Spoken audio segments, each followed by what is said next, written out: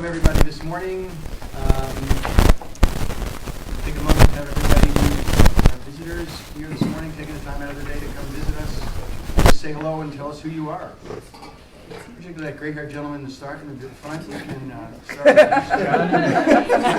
start with silver, that's silver fox. Yeah. It's white, I know. At least it's there. So.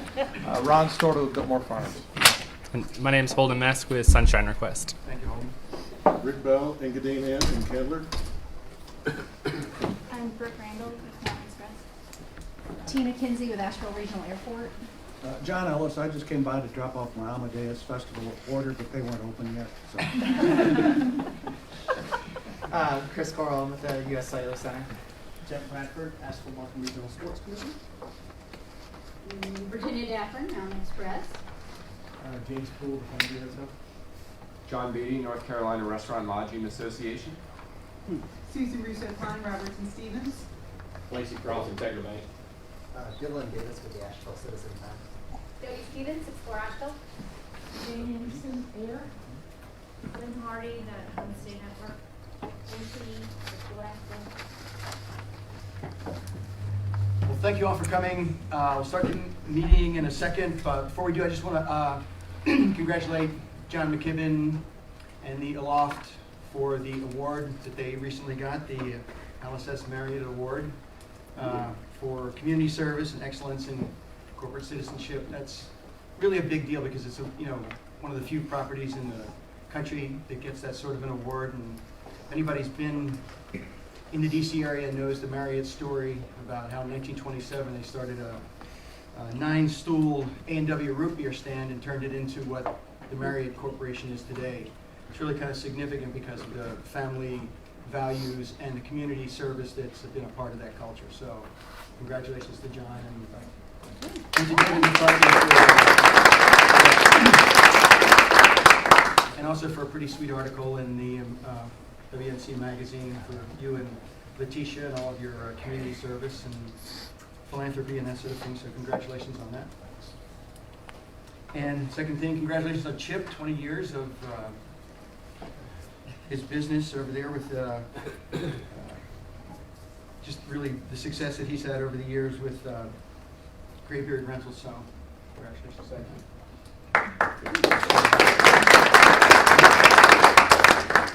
So I guess the first. Add one in there. Yeah. Jane Anderson on her Oh, Scooby Award. how did I miss for, Jane? I'm sorry. Food Person of the Year. Congratulations. Yes. Thanks for that, Andrew.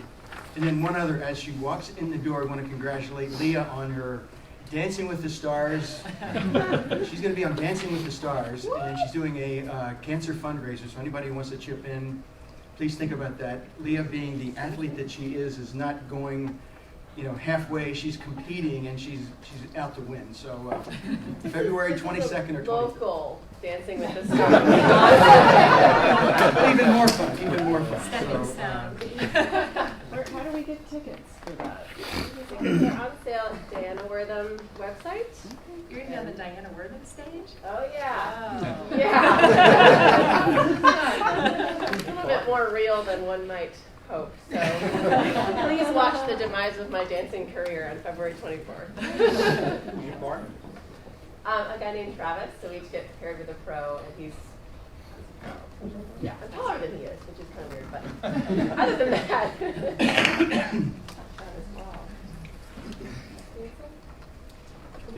Okay, so now we've had enough fun. I want to start off, I'd like to get the approval of the meeting minutes for November 28th. Can I have a motion for approval of those minutes? So moved. Second. Those in favor? Opposed? Okay. And also I'd like a motion for the approval of the meeting minutes from January the 10th. So Second. Those in favor? Aye. Okay. Then financial reports. Autumn. Okay, I will start with the November financial statements. And we'll start on page 1 with the operating fund budget and actual report. So on the second column under current month actual, you will see for the month of November that revenue totaled just over $2.1 million. and expenditures totaled $1.95 million for the month of November. So revenues exceeded expenditures by $171,000, and this contributed to the net change in fund balance of $3.6 million, which is in the third column near the bottom of the page. So in the last column, percent change from prior year, you'll see that occupancy tax revenue is up 9.8% over the same time last year. Okay, moving on to page 2. Page 2 shows the 75%, 25% split of the occupancy tax between operating and product development fund.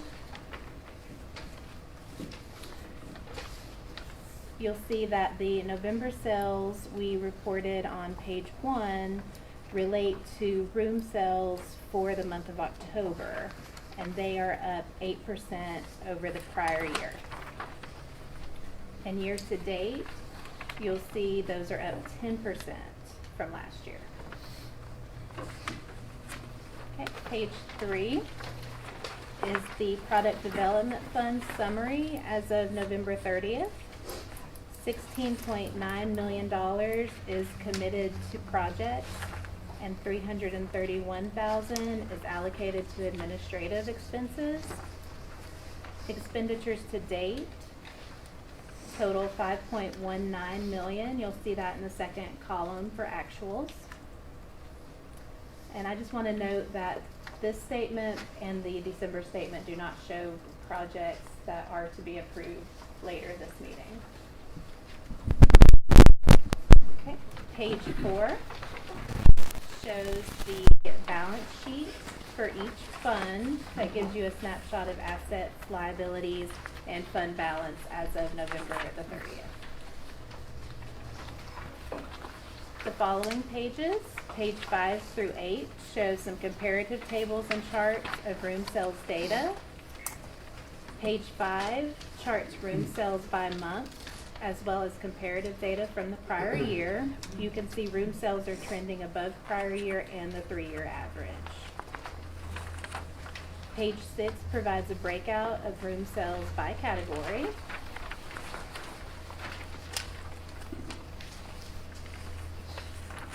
And page 7 provides a history of total room sales by month. Again, you can see current year room sales are exceeding prior years.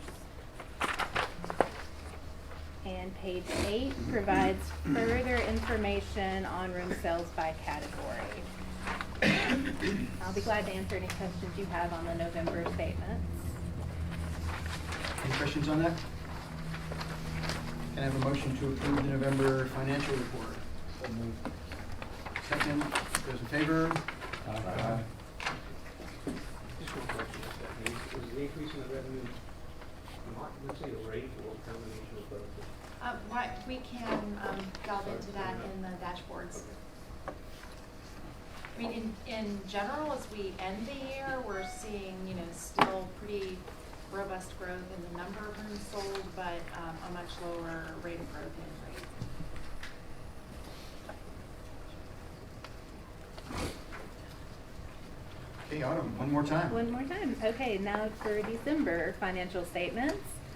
On page 1, under the second column for current month actual, you will see for the month of December, revenue totaled just under $1.7 million, and total expenditures were just over $2 million for the month. This contributed to the net change in fund balance of $3.29 million, which is in the third column near the bottom. In the fifth column, percent budget used, 51.9% of the budgeted occupancy tax revenue has been collected for FY19, and 34.3% of budgeted expenditures have been spent at the end of December. In the last column, percent change from prior year, occupancy tax revenue is up 10% over last year. Okay, page 2, again shows the 75%, 25% split between the operating and the PDF fund.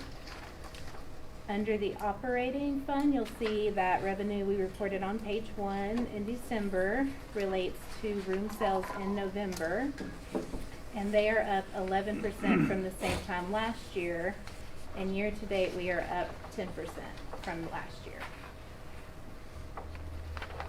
Page 3 is the product development fund summary. You can see that $16.9 million is committed to projects and $331,000 is committed to administrative expenditures. Expenditures to date total $5.1 million. And page 4 is snapshot of assets, liabilities, and fund balance as of December 31st.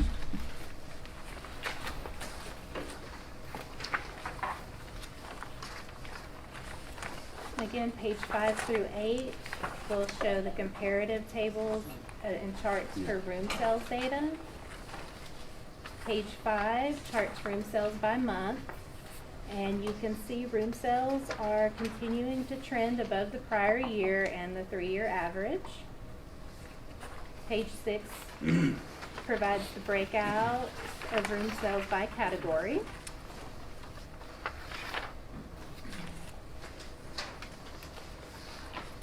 Page 7 provides a history of total room sales by month. Current year room sales are exceeding prior years. Page 8 provides further information on room sales by category. And I'll be glad to answer any questions about the December statements.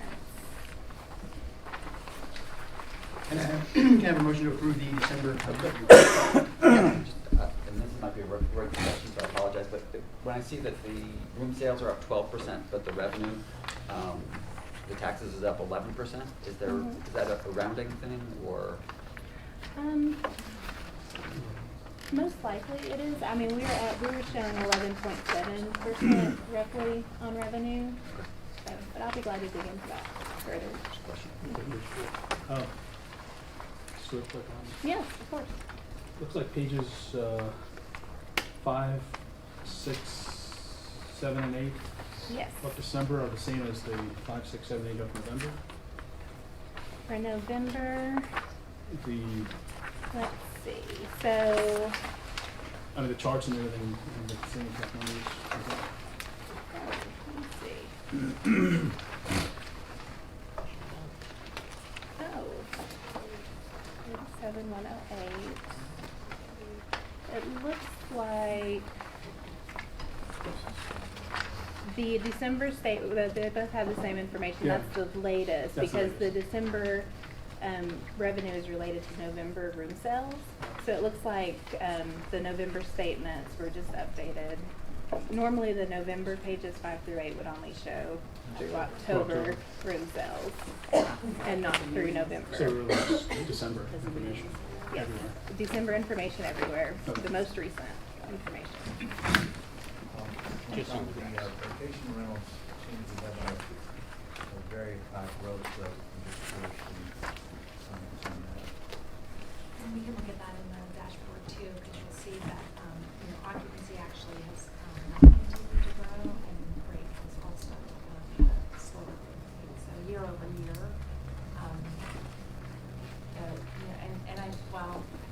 the Air DNA, I mean, there's two things happening in there. There's like the vacation rental category, and then also the Airbnb. It looks like the Airbnb growth is slightly. And is this the first month that, I mean, the vacation rental category is now combining Airbnb and like CHIPS vacation rentals, is that right?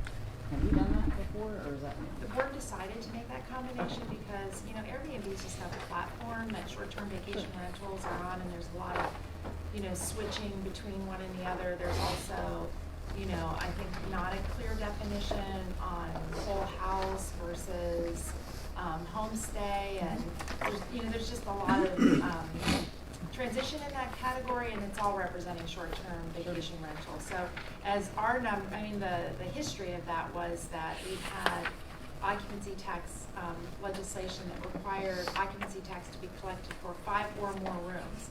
So for a very long time, we've had occupancy tax collections from vacation rental management companies that were operating more than 5 rooms. And so there was a category in the financials for that type of business. And then when Airbnb started to remit occupancy tax and that the law was changed that all lodging properties had to remit, a separate category was, starting to grow, but it's really the same kind of activity. So. And is this the first month that they've showed up combined, or am I just not remembering? I don't know. I thought we. No, it's been a few months. It's been. And we also I would say 5, 6 months. combined the.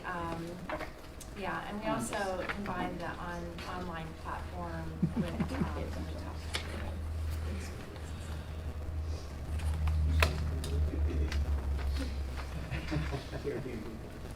I mean, I think it's more people, renting More out their units. homes, more units. So there, it's so fragmented, such a fragmented.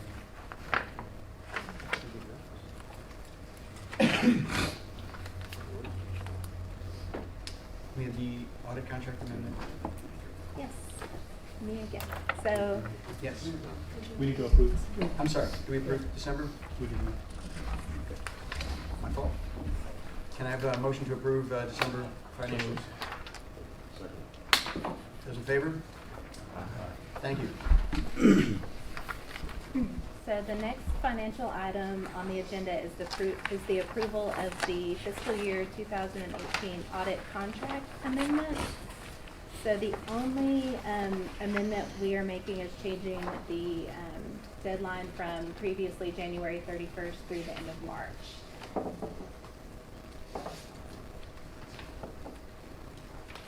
Any discussion on that?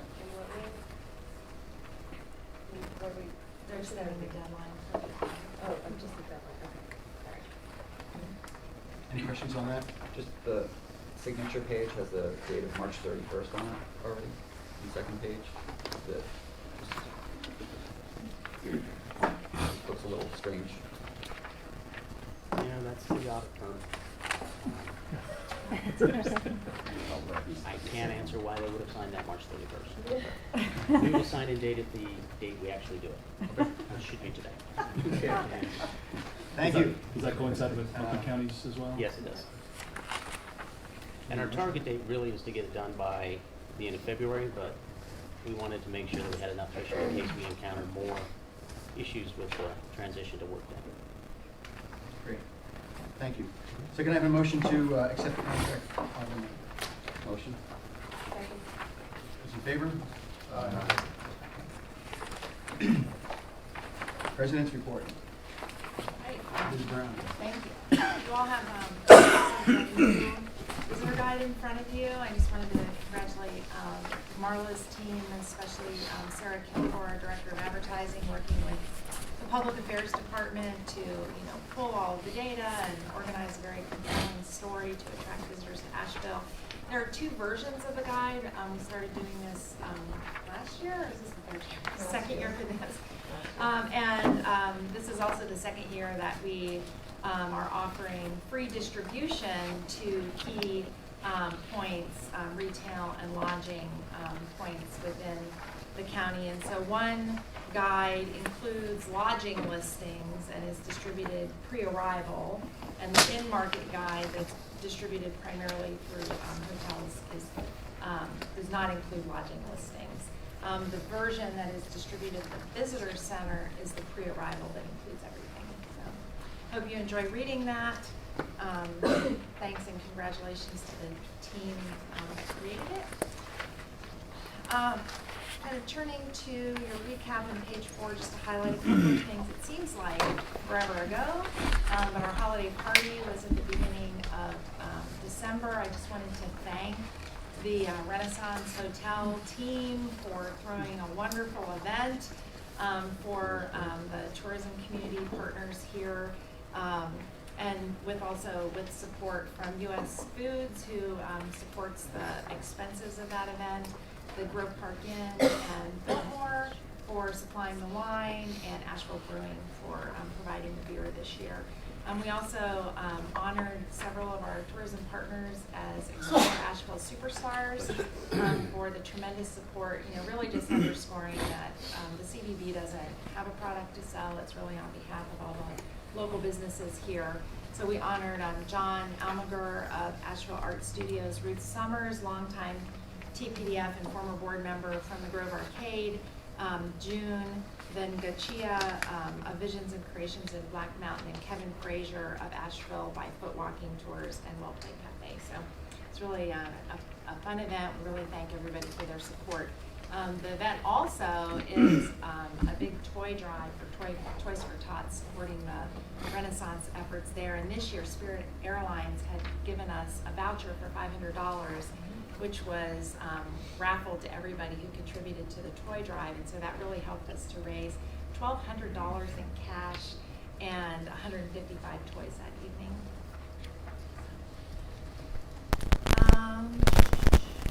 I wanted to point out that we are holding a wayfinding input session for the River Arts District. This was action that the board took as part of the budgeting process to work with the local community in the River Arts District to expand the wayfinding sign program as all of the construction kind of comes to a conclusion, so that we can provide intra-district signage in the River Arts District that's consistent with the sign system downtown. So on Thursday, we'll have 2 input sessions. Our design team from Merge and CAP will be handling that. We also, our next event in February, right around the corner. Pat, what's the date on Hospitality Outlook? It is the Friday the 22nd. Friday the 22nd, we will hold our annual Hospitality Outlook, where Smith Travel Research will come in and do kind of a deep dive on the outlook for tourism in Buncombe County for the coming year. And we are working to plan this year's tourism summit that will be at the beginning of May, with Adam Sachs from Tourism Economics being the keynote speaker. So look forward to all of that. Let's turn to tab 5 for a look at the dashboard. I think this will answer some of the questions that we've had. November results are in the dashboard, and then as we get to the quick list, that will give us a snapshot of December. So November lodging sales were really strong, as noted in the financial report. Total lodging sales were up 12%. We were able to absorb all of the new supplies compared to last year for an increase in occupancy of more than 2 points. So we had a strong November. Turning to the next page, you can see this the performance in the short-term rental category. And just for everyone who's unfamiliar, the source of that data is a report called AirDNA, and the data is just limited to Airbnb listings. That's the best source we've been able to find for some indicator, of what's going on in this market segment. And so you can see that Airbnb occupancy dropped a little bit as a function of what was available from a supply perspective. The ADR continued to grow at 6%, and revenue per available room grew at 3%. So it looks like we've had kind of an increase in supply that's dampened the overall occupancy, but still growth in that segment. Next are the performance indicators for our sales team and our marketing team. I'll just open up to any questions that you might have. How many Airbnbs do we have now? Oh, that is a good question. I would have to go back to the source report and get that. Continue to grow as well. I think the growth rate is slowing, but I'll have to go back and look at that. They've been a change. The most recent report was kind of ambiguous. They're including home away, and it was, as I kind of opened that report to read it, it was unclear how that combination was affecting the trend line. because they were just like plopping it in, but it wasn't there in earlier years, so we had some questions to go back to them on. And just an example, like VRBO is a site that everybody used to use, and in my opinion, they're having issues, so people are moving from that platform for marketing over to Airbnb, so it may not be an increase in numbers. Shift, and that's the complexity of this. Yeah, it would be, I'm still hopeful that Smith Travel Research has been, the resource for hotel statistics. Almost every hotel in America provides their data, so we've had very good performance indicators and have used that as, sort of a bellwether for how many people are visiting Asheville. That same level of quality and data source has not been achieved yet for the short-term vacation rental market, but we're hopeful that Smith Travel Research will be able to give us a more comprehensive view of what's happening for all overnight stays. But it's a very complicated process. But we're hearing from them that they're working on it, so we're hopeful. Is there a separate check that we get from Couchsurfing? So I'm sorry, from Couchsurfing? Couchsurfing? I don't understand. You mean from Airbnb? Couchsurfing.com. Yeah, it's a platform where you just stay on people's couches. Really? Yeah. I'm good. So, North Carolina state law makes the host of commercial lodging responsible for remitting taxes, sales and occupancy tax. Airbnb, that's private information. We're not allowed to know who the individual payers are. But as far as I know, Airbnb is the only platform that's remitting on behalf of their hosts. So, and for folks who are doing business on more than one platform, then they have to reconcile the taxes that they have to pay for their lodging that's being sold on other platforms versus lodging that's being sold and remitted separately. Complicated thing. What's it called again? Couchsurfing. You needed some. 3,800 hosts in Asheville. Really? Seriously? Really? Wow. I didn't What's know the rate? that. $25. Go get them, Don. Go get them. So, So I'm opening up codehanger.com next week. We're gonna have a code hook in my closet and just hang you on there. Okay. Probably work. Some of the cities are now forced Airbnb to disclose exactly where it's coming from, so that would be the thing I want to hear. Are there any questions about the sales and marketing results that are reported in your packet? I'll just also direct you to the quick list. As we're putting the packet together and we do the dashboard, that takes a certain amount of time, and then we provide a quick list if we have the newer Smith Travel Research reports. You can see that hotel performance in December was down. Occupancy was down 3.4% compared to the previous December. Supply was up 2.5 points. What is indirect outreach? Down 92%? Indirect, so a person-to-person measurement is, an individual contact. The sales manager reaches out to you, has a pitch, has a meeting, hosts a client event. Indirect is one-to-many. So, we did a blast email in preparation for a show, or we did a newsletter. Any other questions?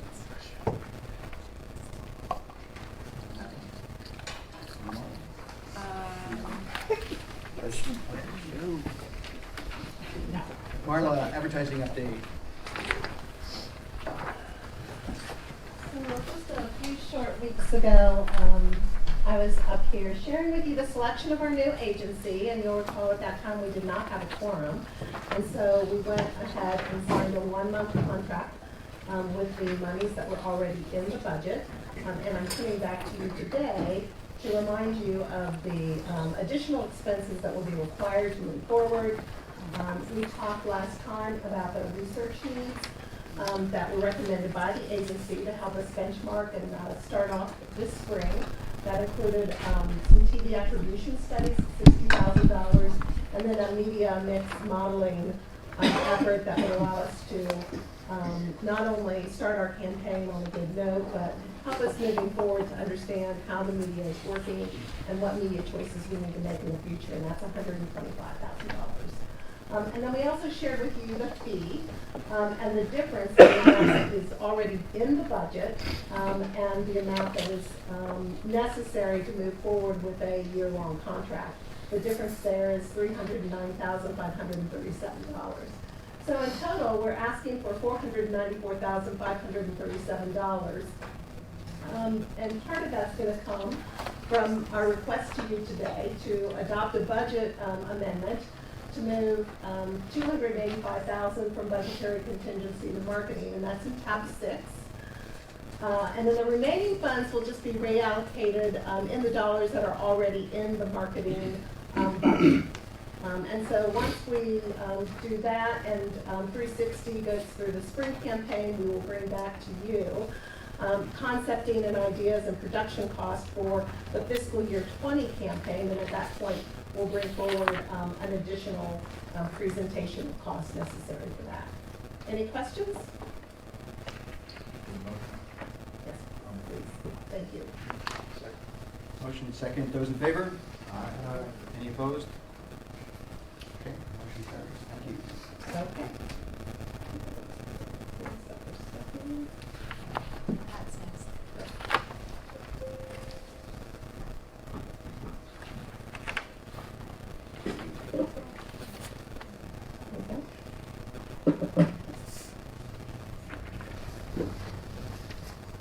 I just want to note that that was my shortest presentation. And it was fast. There's no videos, we needed hand puppets at least. No or Wowie, something. just some numbers. So I did have some TPDF administrative items and contract amendment requests to go over with you. We'll start with the contract amendment request. There are 3 to present to you today. So the Asheville Community Theater's project, the theater expansion and renovation, they received a $1 million award in 2016 for 2 phases of their project. Phase 1 was renovating the main theater. That piece has been completed and we've dispersed funds for that. Phase 2 is for the construction of a black box theater. So that is, there's a request right now to extend the deadline. The reason being they always had 3 phases in their project. Phase 3 was to construct an education facility. They've determined that they want to combine the construction efforts for phase 2 and phase 3. So that would push out their completion date. So the contract right now says the project was due to complete this March, but they would push that out until 2021, 2 years, to allow them to raise some funds for this expanded phase 3 and to complete the 2 pieces together. And so I just want to show you the footprint. This is the area where the main theater is, that's complete. So this area would be the black box theater, and the piece up there in the top right corner is the education facility. So we have a couple of renderings to show you of what the new space would look like. And that's the, that would be the backside of the education theater. Yeah. So the requested action is to approve the contract amendment for this project, changing the completion deadline from March 2019 to fall 2021. Yes. So, Pat, when they had, there were 3 phases anyway. Mm-hmm. So when would we would have completed all 3 phases by the original date prior? No, they always, phase 3 was never part of this TPDF contract or anything. Grant. So as they've, worked on this project, they've made more progress on phase 3, and they decided that it would be more efficient to produce phase 2 and phase 3 to construct those 2 together. But They need to raise more money for phase 3. Do you know how much more money they're trying to raise? I don't have that off the top of my head, I'm sorry. You know the cost of phase 3? I don't have that. Does it affect their overnight, their contribution? No, they actually mentioned that they have a huge wait list for their classes for the education facility. So they feel like that's increasing their customer base. So they think that this is improving their project, improving the phase 1. Out of a million, 43%.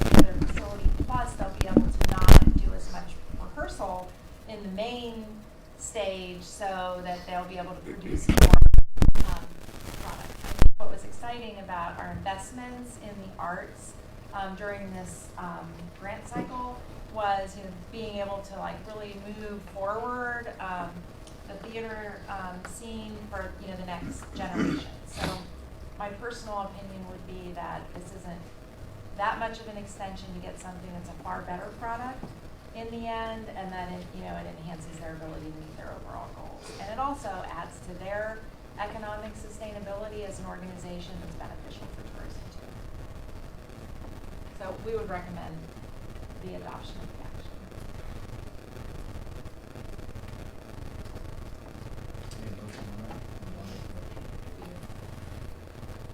Second, those in favor?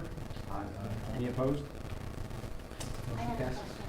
Yeah. What's the date? You said fall 2021, is the date when we're going to create this determine the contract?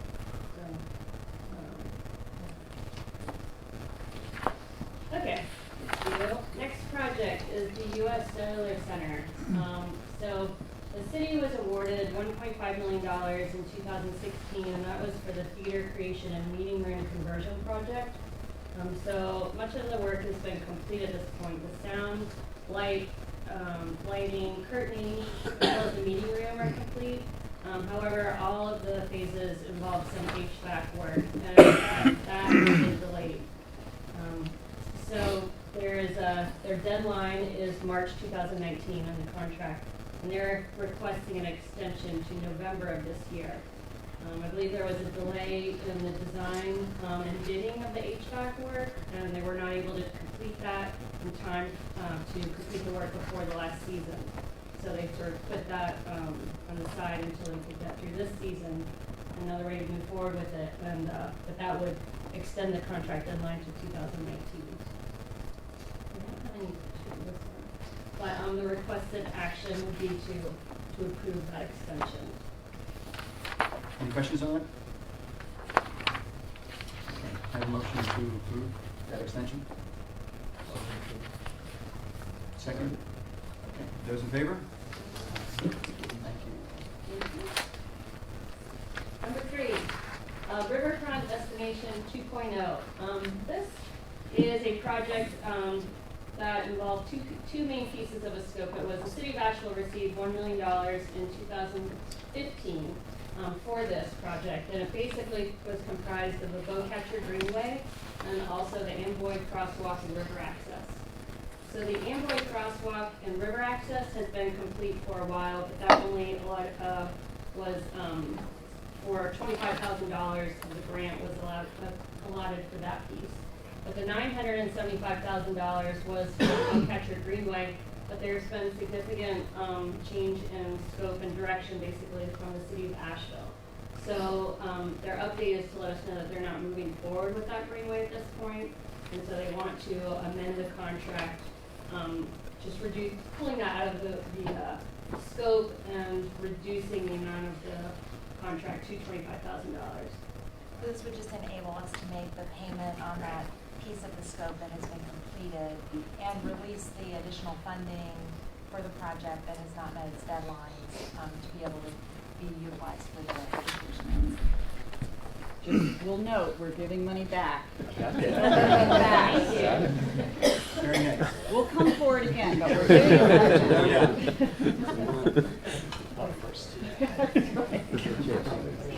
Can I have a motion for approval? Second? Second. Those in favor? Thank you.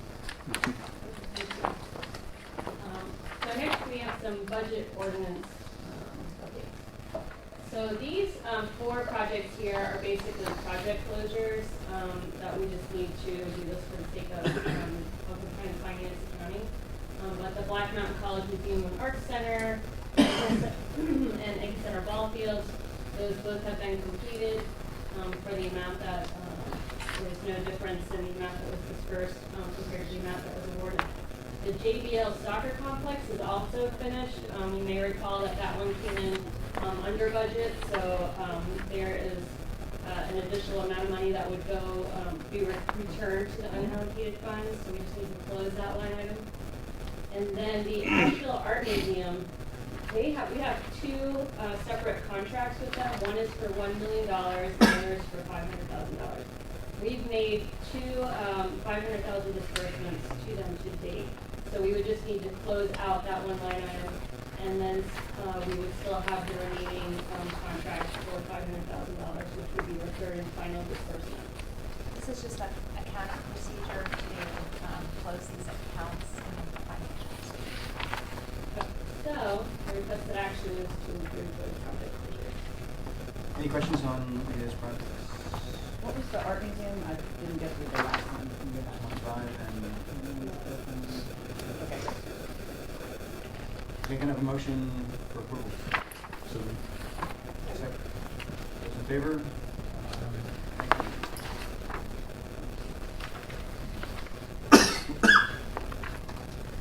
And so now this request is to establish budgets for approved projects. These are all projects that we all have agreed to fund in the past, but we just need to follow up with this last step. And the actual, so this is for 6 projects that were approved for the 2018 grant cycle, as well as the Major Works Woodfin project from 2017, which I'd always been accounted for, but had actually not had a budget established for it. So the next step is actually to request action to schedule a public hearing at the next board meeting and take action on establishing the budget items. So the motion today would be to schedule a public hearing that would occur at the next board meeting. We would put notice in the newspaper 10 days before the board meeting, and then in February we would come back, ask for any public comment on these ordinances, and then ask for your approval at that point. So today's requested action is just to schedule a public hearing on this topic. Okay, any questions? Can I have a motion for approval? Second. Those in favor? Thank you, Matt. We have lots of fun stuff. Administrative. Lots of administrative fun.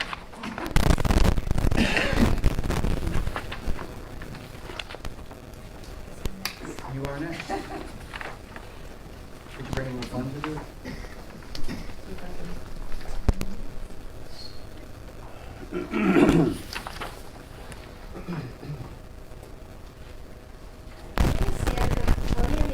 Kind of more of a roamer so that everyone can hear well.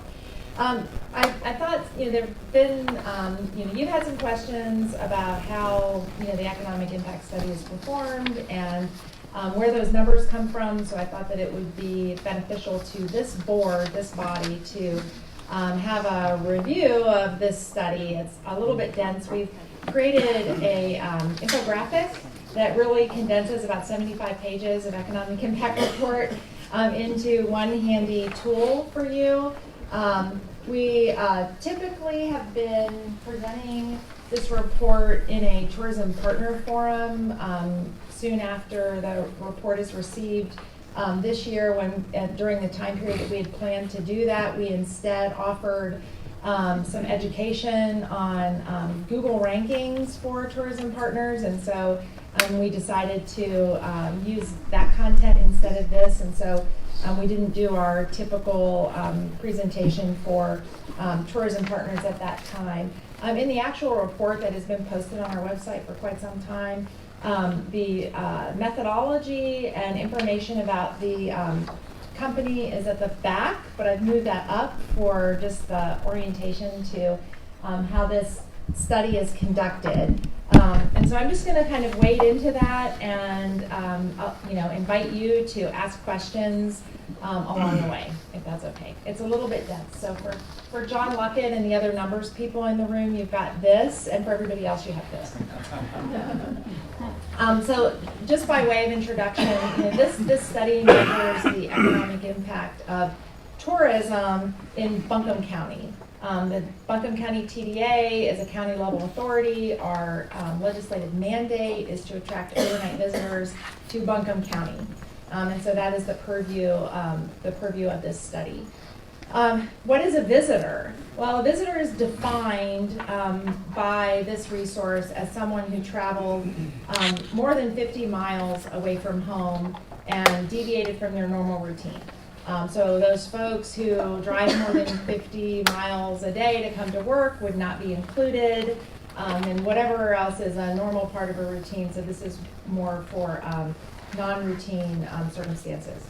We're going to get into direct spending, but the state of North Carolina and many other states utilizes the TEIM, the Tourism Economic Impact Model, through the U.S. Travel Association to provide visitor spending numbers. This study goes beyond that to understand the indirect and induced. So direct is cash register receipts. So when we say visitors spend $2 billion a year in Buncombe County, that means visitors are giving local businesses cash register receipts $2 billion a year. So that's a direct impact. An indirect impact is when those businesses who receive that money purchase goods and services from more businesses. So if you refer to your infographic, the direct spending is lodging, food and beverage, recreation, retail, and transportation. When we get into the detail, there are a couple of other categories that are non-consumables. Those types of businesses are the direct spending. The next level down of purchased goods and services from, we're representing indirect and induced there.